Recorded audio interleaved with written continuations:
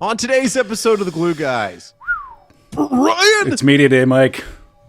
Brian! It's media day. What more needs to be said? That's what needs to be said. Right into the show, Mike.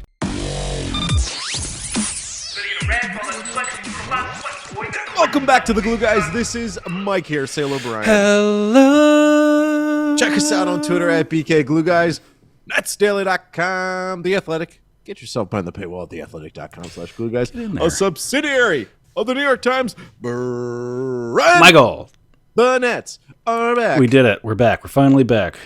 Dude, I got the vibes. I got the feels. I got the mood. Seeing a grumpy Kevin Durant in a Nets uniform, Yeah.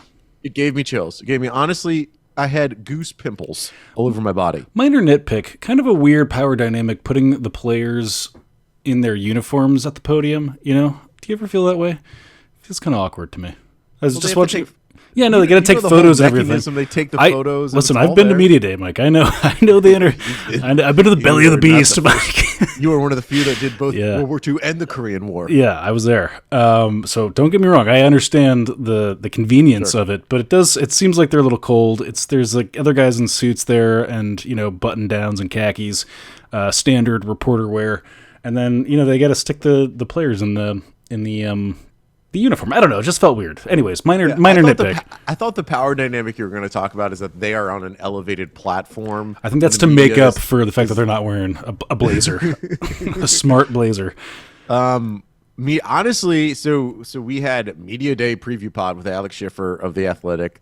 Get behind that paywall at theathletic.com/Glue Guys. That was fire. It was lit AF. And I was even referencing, hey, are we making too big of a deal of Media Day? Are we hyping it up too much? And I'll be honest, a golf clap. Because I felt like Kevin Durant, Kyrie, Ben Simmons not so much, but Kevin Durant and Kyrie were as honest as they could be, right? To start off at the very top is like there's a level of honesty that you can acquire out of a player, particularly in this situation. The media maelstrom is facing them down. It's on the path, and they're sitting in front on that elevated platform in their jersey while everyone else is in their J. Crew. And that air conditioner is ripping, okay? It's cold up there, I'm just saying. It is frigid. Yeah. It is purely frigid. It's fall outside. Yeah. It's winter inside. You know what I'm saying? Mm-hmm. And, were they completely honest? We're going to go through their quotes. Today on the show, I have pulled a premium cut selection, a Omaha Steaks level prime cuts. Not a sponsor of the show, but we'll take their money if they want to. And Mike, if I may, shout out to Mike Smeltz, who prepared all those clips for the show. So really well done. Bravo. Oh, golf clap. Yeah. I will not make golf clap a thing. Sorry, that's I'm not gonna engage with that. I thought it was like fairly good. Like I think Kevin Durant, when he talked about his trade request stuff, laid out mostly what he was grumpy about. And Kyrie, honestly, was more than forthcoming about the stakes with which that he's decided to remain unvaccinated. It does feel like there's a little bit of more, a next level of media training that Kyrie, he's put a little bit more thought into it this go around. But we can get into that, Mike. Let's pull some. Perfect you say that because when when Kyrie Irving began his press conference up on that podium, this is how he began. Considering everything that's going on this offseason. That's not Kyrie. Kevin was just up here, obviously. Can we get a timeline? I could give one. Can we get a healthy timeline just so we don't miss anything here, just so we can get everything out right now? So when we start the season, all this could be behind us. So can we go through a timeline? Does somebody want to interject here, or do you want to take your crack at it? So classic. They always say when you're giving a best man, best lady. It's not best lady. It's maiden of honor, right? Yes, I think so. It's the way you said it makes me. I was honestly thinking the way that you said that sounded wrong. No, maid of honor. Maid of honor. Maiden of honor. What am I? Yeah, been watching too much House of the Dragon. Hashtag HBO Max. Great program. Sponsor the show. Start with a joke. Come out with a nice self-deprecating joke. Kyrie was deprecating for the entire team.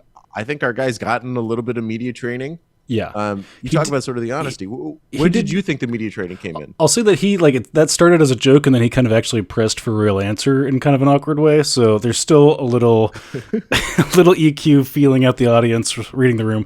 It's like when Mark Zuckerberg is asked, like he was on. Have you seen the thing when he's on Joe Rogan? No.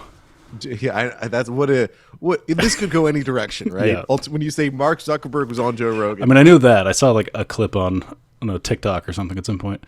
that's literally all. And I saw that he was asked. Joe Rogan asked Zuckerberg whether you like watch sports still. Yeah. And Zuckerberg was like, "No, I only watch sports I can relate to, like MMA." What a clown! Yeah. What a billionaire clown you the are. way people used to give me rug burns and anyways. Did Kyrie? Sorry, what was your question? Kyrie is Kyrie's media training. I think. Oh, yeah. There was a level of media training that happened.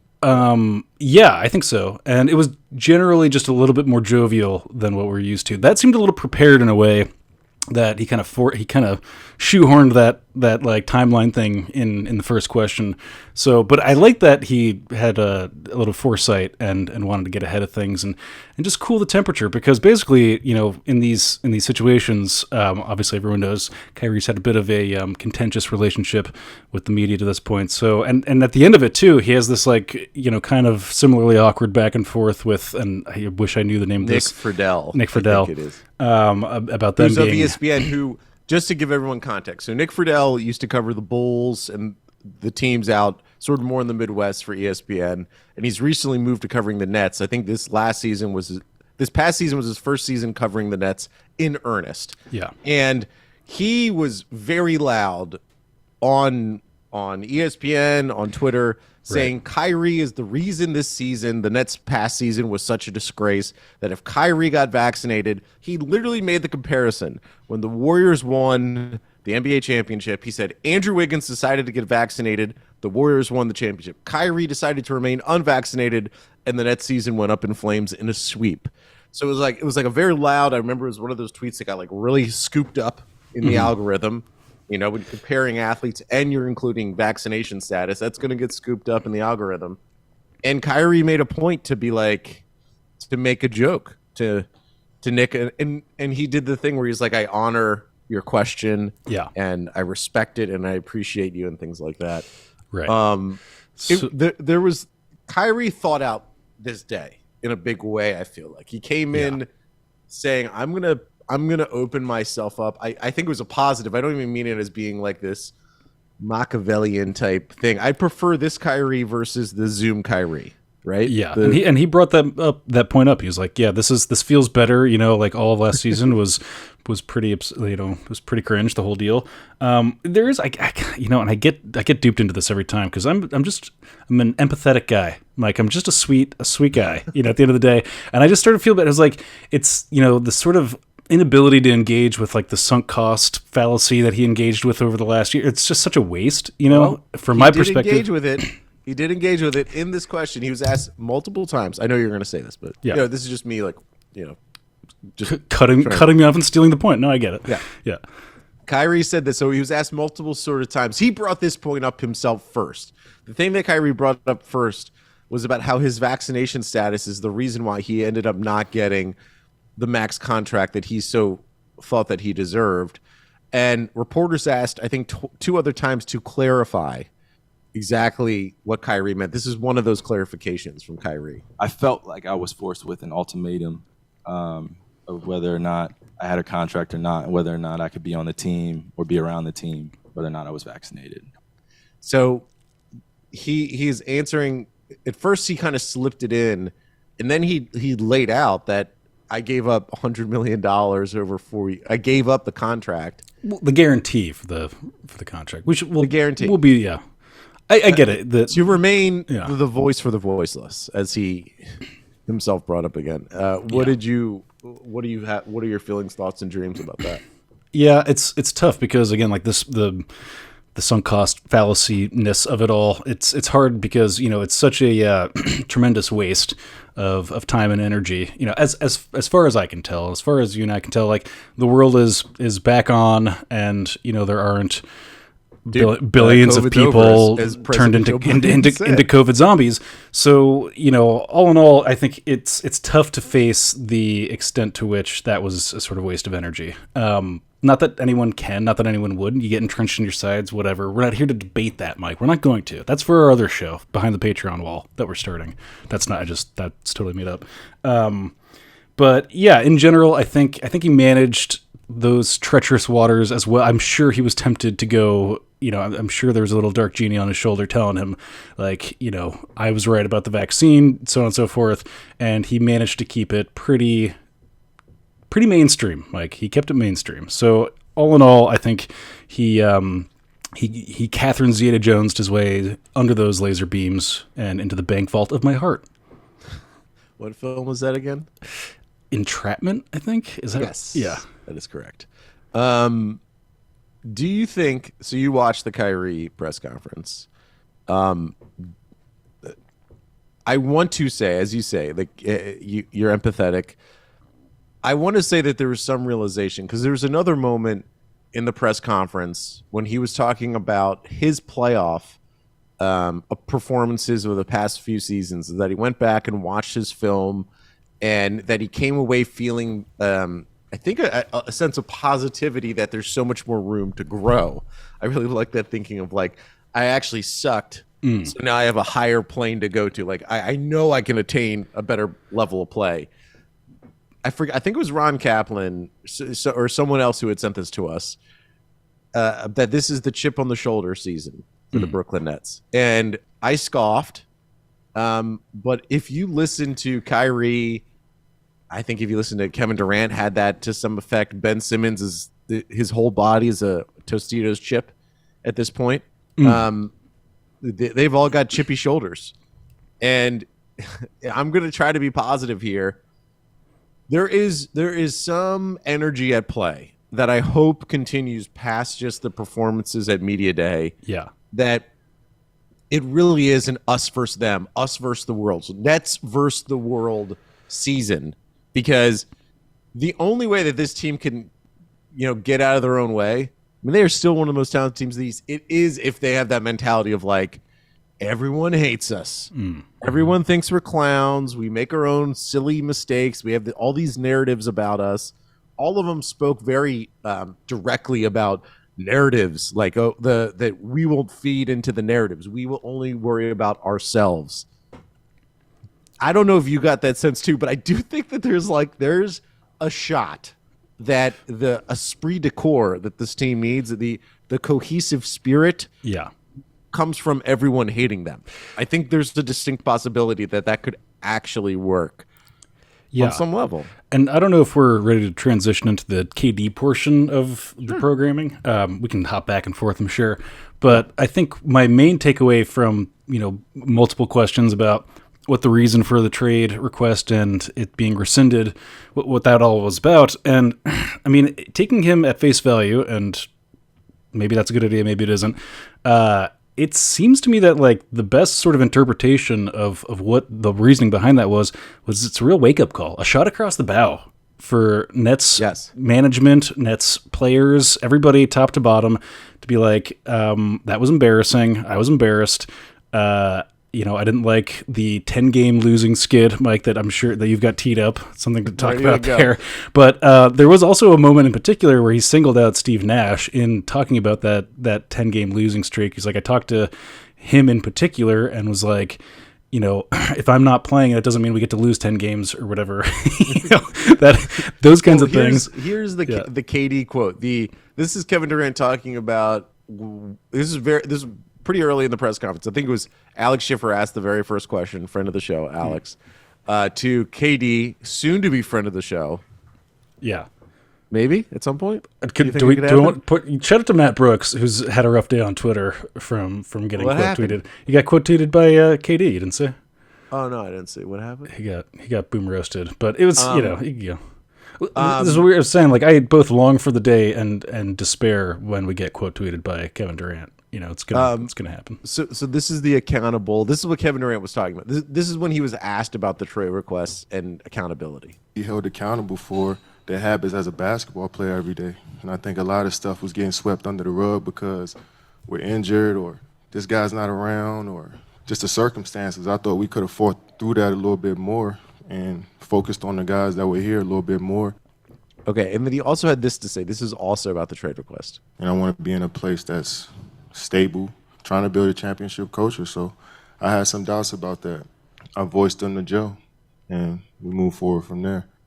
Okay, so one interesting thing, and we didn't play it, but you referenced it too, is that Kevin Durant, I think a couple of times referenced the 10-game losing streak that happened January to February time. And I just want to refresh everyone's memory, because I know we all remember this team sucking when he got hurt. What Kevin Durant is talking about is a 10-game losing streak that happened once he got hurt.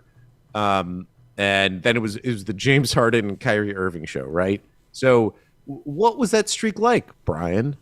Oh, here, look, I have the information right here. How great is this? Great. So the first game of that 10-game losing streak was against the Timberwolves, a team at the time that, like, I think they were just 500, but they would end up going 46-36 or something like that over the season. They ended up being a very strong team, and it was a game that Harden sucked. Okay? Classic James Harden sucks game. That second game of the 10-game losing streak was home against the Lakers. So if it's a home game, that means Kyrie Irving wasn't there. The Lakers, it was one of the few games that they had Anthony Davis, LeBron, and Russ all playing. The Nets started James Harden, used to be a Net, Kessler Edwards, DeAndre Bembry, Day'Ron Sharpe, and Patty Mills. So that was a loss. Murderer's Row. DeAndre Bembry got a ton of minutes and would be cut later that season. The third game of the 10-game losing streak was against the Denver Nuggets with reigning MVP Nikola Jokic. No Harden or Kyrie in that game. The fourth game was on the road against the Warriors, who, checks notes, ended up winning the NBA Finals. They only had Kyrie in that game, no James Harden. The fifth game was on the road against the Phoenix Suns, the team that had represented the Western Conference in the NBA Finals the season before. They did have Kyrie and Harden. The sixth game was a game that we will never forget, and for some reason the Sacramento Kings continue to play a pivotal role in Brooklyn Nets history, was the James Harden meltdown, goes 2 for 11 from the field, literally seems like he was trying to throw the game. Sabotage. He was trying to be a saboteur. James Harden saboteurs the game against the Kings. That would be the last game that James Harden would play for the Brooklyn Nets, and then they would eventually trade him for Ben Simmons. So as much as I love that KD was somewhat honest and accountable, and he tried to reveal his thinking, because I do appreciate that. Like, he could very much have been obstinate, and he could have been saying, basically, F you all. I'm moving on to Cincinnati, the classic Bill Belichick New England Patriots line. He could have simply said, I'm only focusing on the 2022-2023 season. But if he's going to bring up the 10-game losing streak as an indictment, as a catalyst for his discontent, I would just say, like, check yo facts, Kevin. Okay, Bri? Okay. Because that 10-game losing streak, it's hilarious to look at the game by game and to see who is getting big minutes in each of those games for the Nets. I mean, at times they are starting. I mean, Kessler Edwards was a secure starter for the team at that point. Nick Claxton was coming back from injury, I think. Bembry was getting huge minutes. Again, a guy who would not be on the team anymore. James Johnson, who's not in the league, I'm pretty sure anymore. Blake Griffin, who's not in the league anymore, I'm pretty sure. A lot of guys on that team. Patty Mills, who was basically on fumes at that point. But it was. Let's like. I don't see how this is going against his point, though. I guess that's sort of. I'm just saying. I think the problems that he's trying to alert management to is a lack of consistency, a lack of, like. Maybe this is like decision making for management, because he goes on, Kevin Durant went on record and was like, I don't make any decisions about anything. Okay. People have this like all mixed up in their head that like I'm out there, making decisions about who plays for this team. Not happening. So he's really trying to, step away from any accusations of that. And I think if what he's trying to get at here is that you haven't assembled a group of people nor inspired them to truly care on a day-to-day basis.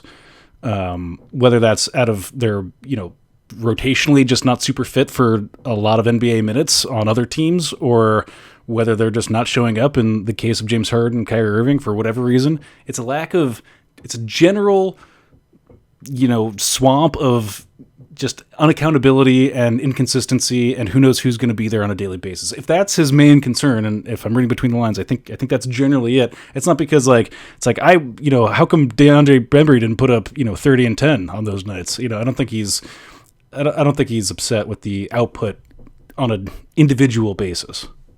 He's talking more about the team ethic in that. Yeah, the ethic was bad enough that as soon as he was gone, it just fell to total disarray. Total disarray. Yeah. I mean, honestly, though, if you're going to blame anyone, you have to blame James Harden. If we're just being honest about that 10-game losing streak, again, I went through it. Anyone can go on Basketball Reference and look through it. James Harden was bad in the first loss of that game. He was horrific in the Kings game. In between, I think he played one or two other games. Kyrie was in and out of the lineup because of COVID protocols, which meaning he was unvaccinated. And again, they were starting Kessler Edwards, Day'Ron Sharpe, James Johnson, Patty Mills. Like Patty Mills, as delightful as a human as he is, again, we've talked about this so many times. This team shouldn't have to rely on Patty Mills as much as it ended up doing. And if you have James Harden should be good enough that they could have won some of those games, but he wasn't, and now he's gone. I do agree. Like, this has been but to go along with what you're saying and to agree with Katie on some point, the reason why I'm most concerned about this team is because of Steve Nash. And has he ever X and O's his way to a win?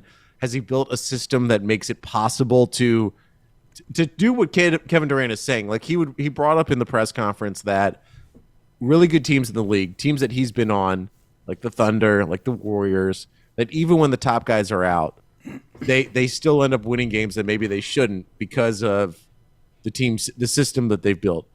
Again, but the only problem with that, with comparing the Warriors and what he had in OKC to what he has in Brooklyn, is this team hasn't done anything ultimately. They obviously had an amazing series against the Bucks in the second round, but that doesn't build team ethic. And a bunch of those guys ended up not being on the team by the end of this past season anyway. So I think he had said in one of the pieces that we played, in one of the cuts that we played of his, that, he's getting up there in age and he's worried about the rest of his career. And he didn't know that this team was dedicated to winning as it should be. Who does that fall on? Do you take him do you agree with my understanding of it as just that was his super raising an alarm on why is this franchise so goofy? The trade request may never have been taken even very seriously by him, is sort of what I'm saying. Yeah, Kevin Durant made a point of saying, I talked to Joe. Yeah. He didn't say, he eventually would say I talked to Sean and Steve, but he specifically talked about talking to Joe, and he went straight to the top, right? And who sets the culture? It's the guy at the top. Anyone could see that this team has problems. I would say that Kevin Durant is whether an sort of casually related to those problems or an active participant in those problems, he is part of the issues with this team. As much as we want to say that when he plays, he's the best player in the world, which is true, he also should be a leader of this team. And he talked about how he wasn't the emissary for Kyrie to the team, that he wasn't going to be the go-between. And that Kyrie then talked about Kevin, of how Kyrie wasn't going to be the person to talk to Kevin Durant too. And it's well, can you guys actually step up and talk to each other a little bit? What's going on? What's the text thread look like these days? Is that just collecting dust? We can probably Ben Simmons hopped out of it now. But even Kyrie, and one of the more sort of informative parts of the thing was when I found out that KD had put in a trade request, it was just awkward. That was it was a perfect choice of words. And I don't know if you want to play the clip. Do you have the clip? Yeah, I'll just play the clip. Hey, that's what we're here for. it was just a lot. Like hearing Kev want a trade request, I opt in. It's awkward. It's very awkward. I'm sitting at home like, I don't know what to think of it, but because there's a trust that we have within each other, I just ultimately want to see him do well and be happy. Isn't that weird? The trust. There's a lot of do well and be happy. I just want to see everyone do well and be happy. In general, in the NBA these days, that's a rehearsed line. The funny thing is, with any of my friendships, like if there is a slight, like I'm excited. If one for of my this. friends is like, I don't want to go to your wedding, I would have a conversation with that. I would just have a conversation with that person. Yeah. Like I'm trying to think of a comparable situation. You would just send him a text being like, I want you to do well and be happy, man. Like, yeah, it wouldn't like leave it like. Lack of communication in a good relationship, lack of communication is not what you're supposed to do. Like, you're not supposed to be like, I'm so secure in our relationship that we don't have to talk about it at all. yeah. And Kyrie brought that up a couple of times. I mean, he literally said, with best friends don't need to have this level of communication. Like, we're secure in knowing we just want the best for each other. And it's like, it's just an odd way to think about it. Why not you just text the guy? Mike sent me an edible arrangements one time. Okay, that's the level. That's a true story. Mike got angry at me because I was late or something. You didn't do anything wrong. I was the problem. No, I'm a pain in the ass, and Mike is a good friend, wants me to do well and be happy, and so he sent me an edible arrangement, and it was very kind. It was a moment. It was the cheapest. I think it was the cheapest edible arrangement. I pounded it. I ate that whole thing. That was just lunch. I was like, great. Yeah, who doesn't? I mean, chocolate pineapple for lunch. And fruit. Come on, fantastic. Let's take the quick break. Coming back, I have a Sean Marks thing, and I want to play. There's one more bite I have to play you, and we're back. Brian, good to be back. This is the second question to Sean Marks. Sean Marks and Steve Nash were up at the podium together. I think they spoke for 30 minutes. A lot of the questions is sort of about the discontent around the Nets. Sean took and Steve Nash just remained silent, which was, even though I think the reporters were saying, hey, this is for both Sean and Steve. Steve remained silent. But this is the second question to Sean Marks. Hey, guys. This is one for each of you. Sean, I think the last time we saw you and spoke to you, you basically said, we need to make sure that the culture is right and that everybody is committed to being here and all in. Then KD requests a trade, and yet here we are. How do you, I guess, reconcile those two things, saying we have to have everybody committed to being here and your best player wants out? That about sums up the offseason. It's like, what a delight, man. We were just playing the question. That's a real shout out to that reporter who. Yeah, that was an amazing question. Yeah. It's like, and I just want to explain to everyone sort of the dynamics of a press conference. What tends to happen is there was some normal question to Steve Nash to start, but usually what you do is you work in some like delicate, nice questions to get them buttered up, and then you come in with the kill. Yeah. That reporter, I don't know who it is. Shout out to them. Just went straight for the butter knife. Yeah. Just shoved it right in. I almost don't even. Do you care anymore what Sean Marks has to say? Because here's my opinion. That's a great question. I kind of feel like at this point, as impactful as Sean Marks is, and Kevin Durant had a pretty funny moment where he was like, yeah, even I liked what Sean did in the offseason with some of the guys he required, but I was like, it was so dismissive and like reluctant to admit he appreciates the job that Sean Marks does. Ultimately, at this point, this team feels so short term. Interesting. And I think it could become a long term commitment if they both if Kyrie remains motivated. There was a real sense of that, and Sean Marks spoke about this. Kyrie, you're going to see a new Kyrie this year.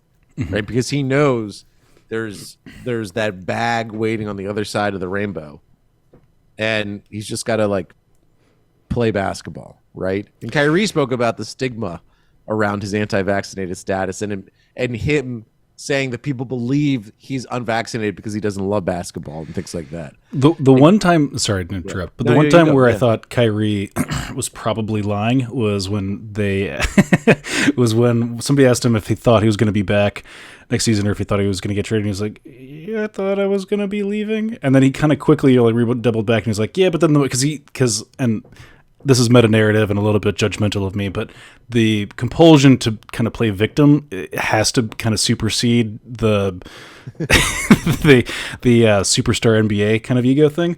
They play off each other wonderfully. It's a beautiful alchemy. And then in that case, I think the silence was a little bit deafening, but he had to still kind of, you don't want to be like, yeah, nobody was giving me any offers. That's not something you can. That's not something you want to get on a podium and say to a bunch of people.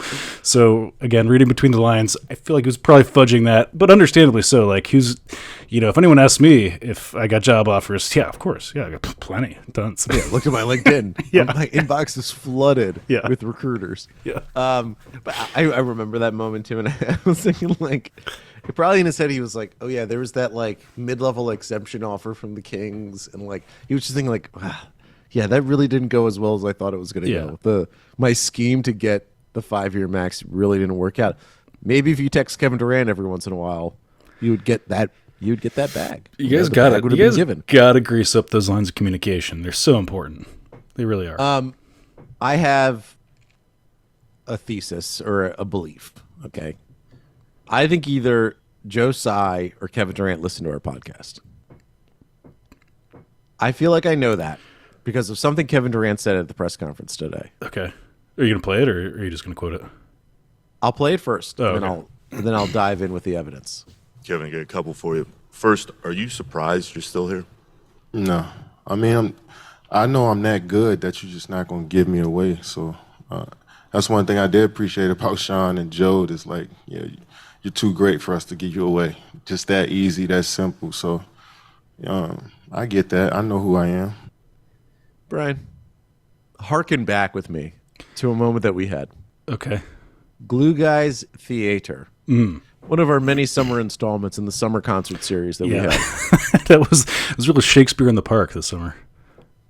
We specifically laid out a choreographed, scripted segment where I think I was Joe Tsai and you were Kevin Durant. Yeah. Because you're a very good Kevin Durant. One of the best. Back at you. Great Joe Tsai. That it was myself as Joe Tsai literally laying out, Kevin, we can't trade you because you are too good. Your legacy would be tarnished by whatever trade we would get because it would look like you're valued less than you should be. We had this whole, it was like 8 minutes. Deep, we went into it. We went into the trade market and all the Tyler Hero, Duncan Robinson trade. And here we are, September 26th. It is Rosh Hashanah. Shana Tova to you, my friend. Again, back at you. I like Mazel. I like to see. Mazel, brother. Mazeled up. And it's a new year, but yet same old records playing. Same old records playing, Brian. Kevin Durant or Joe Tsai listen to our podcast. So wait, is the argument that so Joe Tsai heard it and actually took what we said to heart and did that, but that was kind of a post hoc after the meeting already happened. Well, there were multiple. I mean, there were. Okay, I think that was the London. That meeting. was a constant refrain that we had throughout the offseason. That would be the go to market strategy.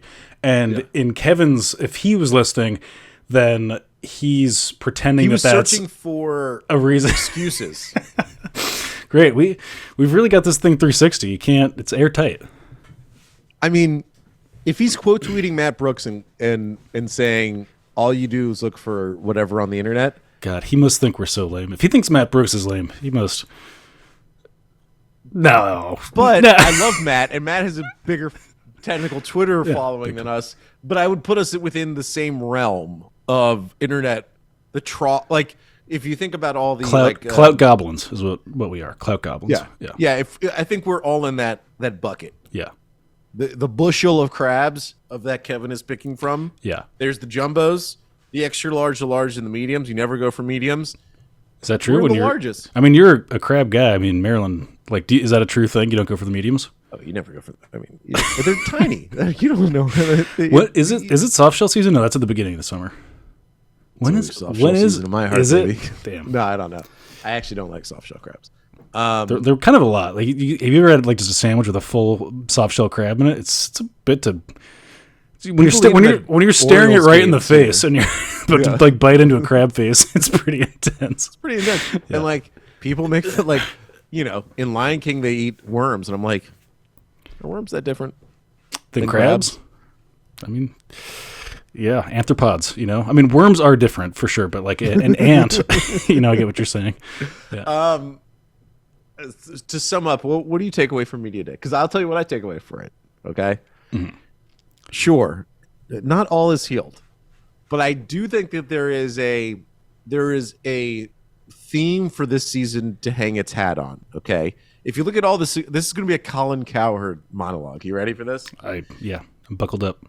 If you look at all the great companies throughout history, okay, they do one thing really, really well. What about Berkshire Hathaway? Very, very multivariate portfolio. Well, what do they do? They invest in value. Okay, in that quadrant of value. And you could do a lot of things, but if you do one thing really, really well, things shoot off of it. Okay, you need an identity. Identities matter. It gives everyone a guiding light. Okay, a lighthouse into the dark. It's dark outside. It's not a full moon. It's hard to find port. What's your lighthouse? Okay. I've never heard a Colin Cowherd, preamble quite like this. That was you do yourself a disservice. You're a poet, Mike. Go on, please. The Nets lighthouse is chip on shoulder. Nobody believes in us.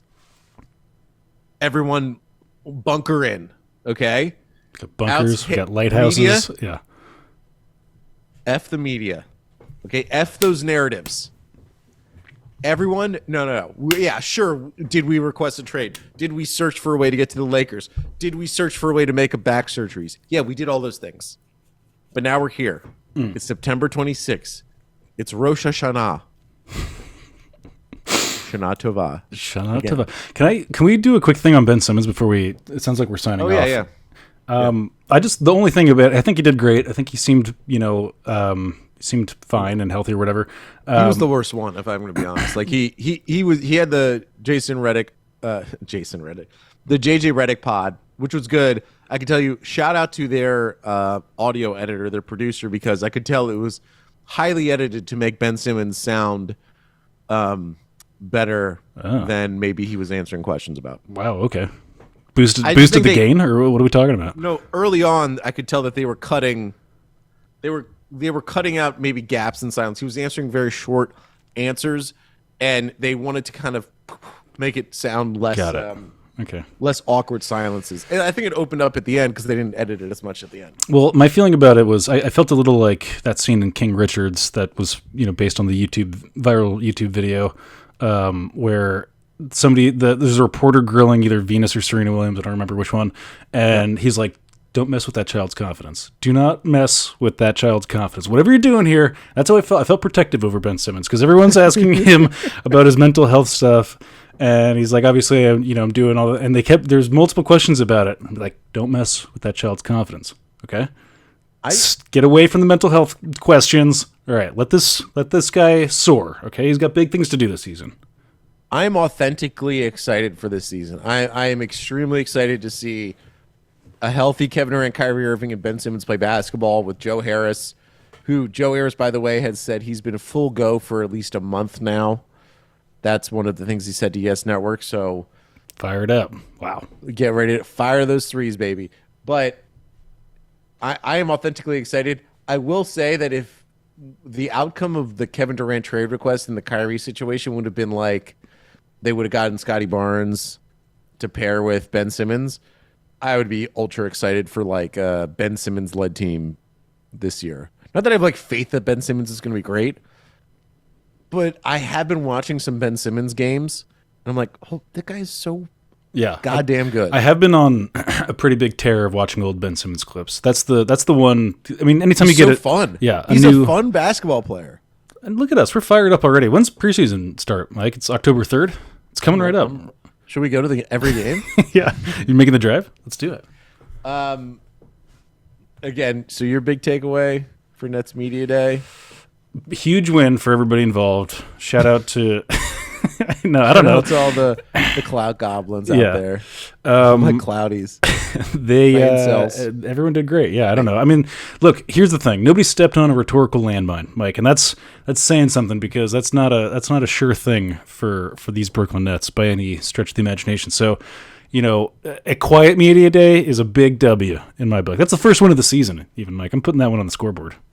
We call it quiet, even though Kyrie, the headline in ESPN is Brooklyn Nets Kyrie Irving gives up $100 million to be unvaccinated. That's essentially the headline. Yeah, but those are clout goblins of a different nature. Okay, like that's a different species of clout goblin.